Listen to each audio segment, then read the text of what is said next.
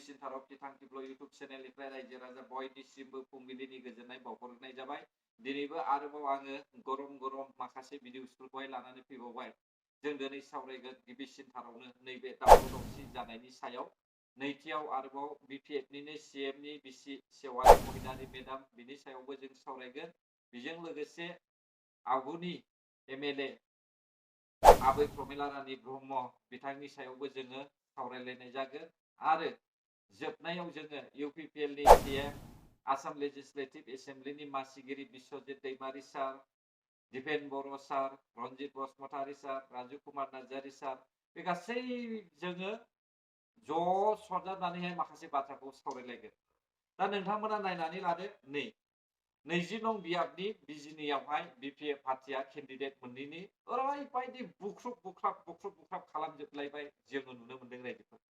नाथाय जों फारसेथिं सिन्था खालामनानै नायोब्ला रायजो राजा नोंथांमोना नायनो सावगारिखौहाय ओरैबायदि रंजा खुसि लैहोर जेनब्लाबो रंजायो देरहाब्लाबो रंजायो बेबायदिसो इउपिपिएल पार्टियावहाय। थांनाय काउन्सिल इलेक्सनावहाय थगाय थसि एसटि फाननानै हाफ फाथा फाननानै बिपिएफ पार्टिया भटखौ लाबाय। नाथाय बे समाव मोनगोन ना मोना आं नुहुरखायाखिसै रायजोफोर। मानोना इउपिपिएलनि भटआ इउपिपिएलआवनो दंजोबखायो। जाय बिपिएफनिफ्राय फैदोंमोन बैसोर लिडारफोरजों फैफानाय भटआसो बिपिएफनि जानानै थादोंमोन रायजोफोर। दा बिसोरो थांफिनजोबखाबाय बिपिएफ पार्टियावनो। दिनै जों नुनो मोनदोंना बुख्रुब खालामनाय 20 नं बिजिनि ओनसोलावहाय अरुप कुमार दे एनडिएनिफ्राय दा बिपिएफ पार्टिनिफ्राय बेयावहाय रावबो गैया केन्डिडेट इउपिपिएल पार्टिनिफ्राय दङ। दा नैबे इउपिपिएल पार्टिनिफ्राय थानायनि थाखायनो बिथांमोना खर' सानाय जाबाय रायजोफोर। मिथिबायना बिजिनि ओनसोलावहाय अरुप कुमार देनोलाय सोर बर'आलाय भट होयो? बिपिएफ पार्टिल'सो होयो। हा अरुप कुमार दे बायदिया बिसोर बायदिया बर' रायजो राजाफोरनि थाखाय सिन्था खालामग्रा नामा? नङा रायजोफोर। बेखायनो आं बुङो इउपिपिएल पार्टिनि एमएलए केन्डिडेटनो भट हो बिजिनिनि रायजो राजा नोंथांमोन। आरो लोगोसे आं बुंबावगोन आबै प्रमिला रानी ब्रह्म। हयथ' आबै प्रमिला रानी ब्रह्मआबो इन्डिपेन्डेन्टआव गेलेनो हागौमोन ना मा बुङो रायजोफोर? नाथाय आं बुङो आबै प्रमिला रानी ब्रह्मखौहाय जिरायनायानो मोजांसै होननानैबो आं सानो। आरो आंनि बुंनाया बे नङाखि आबै प्रमिला रानी ब्रह्मखौहाय जिरायहोनानै सेवलि महिलारिखौहाय जिरायहोनांगौमोन होननानैहाय आं सानाखैमोन रायजोफोर। नाथाय सेवलि महिलारिनि मास्टार माइन्डआ गावनि हासबेन्डआनो। मिथिबाय दा? नाथाय बेखौहाय रायजो राजाफोरनि सिगाङावहाय बिगाब थगायदों बिपिएफनि सिएमआ आंनि बिसिया पलिटिक्स गेलेया होननानै। फैयै फाइनालि जोङो नुनो मोनबाय सेवलि महिलारि मेडामा केन्डिडेट सायख'जाबाय। अब्ला रायजोफोर आबै प्रमिला रानी ब्रह्मनिफ्राय सेवलि महिलारिया केन्डिडेट सायख'जाथावनायानो नङामोन बुंनो थाङोब्ला। मिथिबाय दा? बिदि मिथियोब्ला आबै प्रमिला रानी ब्रह्मनोनो होमोन रावबो मानसि गैया नुदोंमोनब्ला। मानोना बियो हारिनि सासे सोमावसारग्रा हारिजोंहाय नांथाबनानैहाय खामानि मावग्रा नङा सेवलि महिलारि मेडामा। नोंथांमोना भिडिअखौ नुदों जानो हागौ। बे समावहाय फैसा बुथुमनो थाखाय आंबो पलिटिक्स गेलेनोसै होननानैसो बुंदों सेवलि महिलारि मेडामा। मिथिबाय दा? हारिनि थाखाय सेन्टिमेन्ट गैया। आं बेखौहाय डाइरेक्ट बुंखायो सेवलि महिलारि मेडामावहाय। जेरै गावनि हासबेन्ड बेबायदिनो बिनि साननायावबो। दा बिनि बिसाया 17 बोसोर क्रर थाखा सम्पति बानायखाबाय। अब्लाबो बिसोरनो थोनाय गैया। मिथिबाय? गुबुननोहाय जाहोनो गोसो गैया बिपिएफ पार्टिनि सिएम आरो बिपिएफ पार्टिनि फेमिलिफ्रा गुबुन मानसिनोहाय जाहोनो गोसो गैया बिसोर। बेनिखायनो फेमिलि पलिटिक्स गेलेनाय जोङो नुनो मोनबाय रायजोफोर। दा बे समाव रायजो राजा मा बुजिखो? बे समावथ' बिपिएफ नङा एनडिएसो। जाय एनडिएखौहाय कास्टम बसुमतारीमोना मुगैदोंमोन। जाय बिजेपि पार्टिखौहाय रिन्जय बर'आ सैयाखैमोन।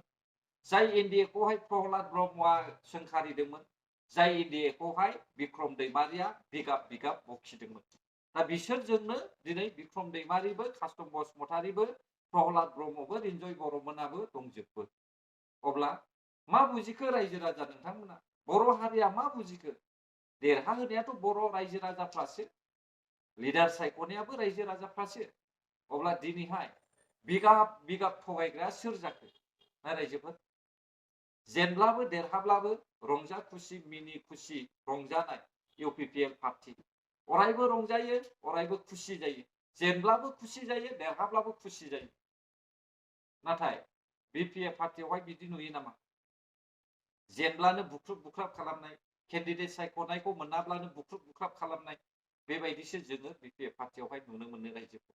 हा? दानिया आं बुंनोसै रायजोफोर, बे समाव जों फैदो इउपिपिएलनि सीएम आरो गाहायाव बिस्वजित दैमारि सार। बिसोर सानैजोंहाय तामुलपुरावहाय गेलेगोन। दा तामुलपुरखौहाय सोरनि आखायावहाय हगारनो सानदों? आं तामुलपुर जिल्लानि रायजो राजाफोरनावहाय कुइसन खालामगोन दे। तामुलपुर जिल्लानि रायजो राजा नोंथांमोना सोरनो भट सानदों? भट होनो सानदों? बिस्वजित दैमारि सारनो ना इउपिपिएलनि सीएम प्रमद बर' सारनो भट होनो सानदों? नोंथांमोना कमेन्ट बक्सआव खोन्थाहरब्लानो जाबाय। नायगोन आङो बेसेबां सुबुङा इउपिपिएलनि सीएमखौहाय भट होनो सानदों तामुलपुरावहाय। नाथाय खोनासं रायजोफोर, तामुलपुर जिल्लाखौहाय इउपिपिएलनि सीएम प्रमद बर' सारा जिल्ला बानायदों। मिथिबायना? डिस्ट्रिक्ट बानायदों। 17 बोसोर गादियाव जिरायबोनाय, रायजो सासन खालामबोनायजों लोगोसे खामानि मावबोफानाय बिस्वजित दैमारि सारा नोंथांमोननि तामुलपुर जिल्लाखौहाय माब्लाबाबो जिल्ला बानायनांगौ होननानै हयथ' सानफेराखैनोमोन ना रायजो राजा नोंथांमोन। बेखायनो तामुलपुर जिल्लानि जेसेबांनाखि रायजो राजा नोंथांमोन दङ, नोंथांमोना इउपिपिएलनि सीएम प्रमद बर'खौ भट होनानै देरहाहोनांगौ, जाहाथे नोंथांमोननि जायगायाबो क'क्राझार सिटी बायदि टाउन जायो। जेरै बिपिएफनि सीएमआ क'क्राझारखौहाय सायख'नानै लादों, बियो बेवहाय जेना, बेबायदिनो तामुलपुर जिल्लायावबो प्रमद बर' सारखौहाय माब्लाबाबो दाफेजेन रायजो राजाफ्रा। मिथिबाय? बिस्वजित दैमारि सारा उदालगुरिनिफ्राय फैदों। बिथाङा नोंथांमोननि जायगाखौहाय डेभेलप खालामगोन खालामा बिनि खुनु सिमा गैया। मिथिबाय दा? आरो फारसेथिं एनडिए आरो फारसेथिं बर' हारिनि थाखाय बारा साननायबो गैया। बेखौहाय आं क्लियार बुंखायो रायजोफोर। नोंथांमोना बेकग्राउन्डखौ नाय, बिस्वजित दैमारि सारा दासिमबो बिपिएफजोंनो दङ। मिथिबाय? आरो मोनसे नोंथांमोना नुबावदोंना 43 बियाब उदालगुरि रिहन दैमारि सारजों दिपेन बर' सारजों। बिसोर सानैनि कन्टेस्टआवबो दिपेन बर' सारखौहाय देरहाहोनानै टेस्टिं खालाम। मिथिबाय? रिहन दैमारि सारमोन बायदिया कौटि कौटि थाखा बुथुमनानै जाबोखानाय, बिसोरो प्रिभियासलि लिडारखा। बेनिखायनो गोबावजों खनसे 25 बोसोरनि उनाव केन्डिडेट गसंनाय दिपेन बर' सारखौहाय सायख', माबायदि खामानि मावो नोजोर होनानै नाय। आं बेखौनो आसा खालामदों रायजोफोर। आरो चिरां जिल्लायावहाय सानै साफासो मानसियासो बुंदों रन्जित बसुमतारी सारा मोजां नङा होननानै। नाथाय बाखि बांसिनानो चिरां जिल्लायाव रन्जित बसुमतारी सारखौहाय बाख्नायग्रा दङ। मानोना चिरां जिल्लाखौहाय इउपिपिएल पार्टीयासो बोखांदों। इउपिपिएल पार्टीयासो चिरां जिल्लानि लामा सामाफोरखौहाय बानायदों। इउपिपिएल पार्टीयासो चिरां जिल्लानि सोलोंथाइ बिथिंखौहाय फोजौखांदों। बेनिखायनो रन्जित बसुमतारी सारखौ सायख', पानिराम ब्रह्मखौहाय बोख्लायनानै दोनफिन। मिथिबाय दा? पानिराम ब्रह्मनावहाय आउट नलेज इन नलेज बेहा इसेबां गियान गैया होननानैहाय आं सानो। मिथिबाय?